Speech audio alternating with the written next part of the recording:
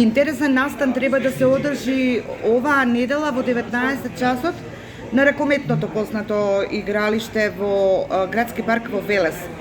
Ќумбев, посветувате внимание на значајна личност, уште една нова за нас кои што не сме добро упатени, но претпоставувам за жителите на градот Велес и влюбениците во спортот значајна личност.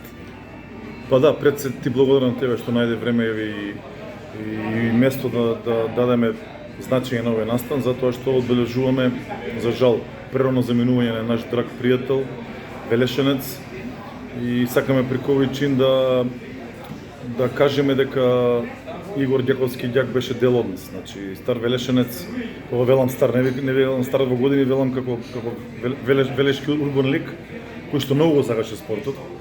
Немаше манифестација спортска на која тој не беше присутен и немаше екипа или турнир во мал фудбал тој да не беше присутен. Значи, во свое време и многу спонзор на велешки екипи и до неговата смрт редовен учесник на нашите ветерански настапи и во мал фудбал и во голем фудбал. И ние направивме, да кажеме, иницијативен одбор со неговата фамилија, со дел од неговата фамилија и ние пријателите, ветераните негови, да направиме еден, оваа година ќе биде ревијален надпревар, меѓутоа од следната година планираме да биде турнир и се надаме дека тој турнир ќе биде што помасован и ќе оставиме еден белег за Велес, да можеби не можеме да достигнеме нивото на Сокол во Скопје, меѓутоа ќе се трудиме да биде тоа белег на град Велес. Велиш ревијален надпревар. Кој ќе игра?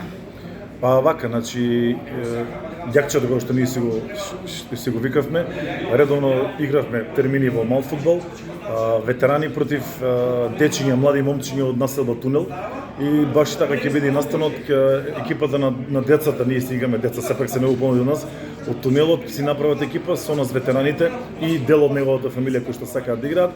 Тоа ќе биде ревијален надпревар, да чисто да одбележиме дека ѓакот беше дел од нас.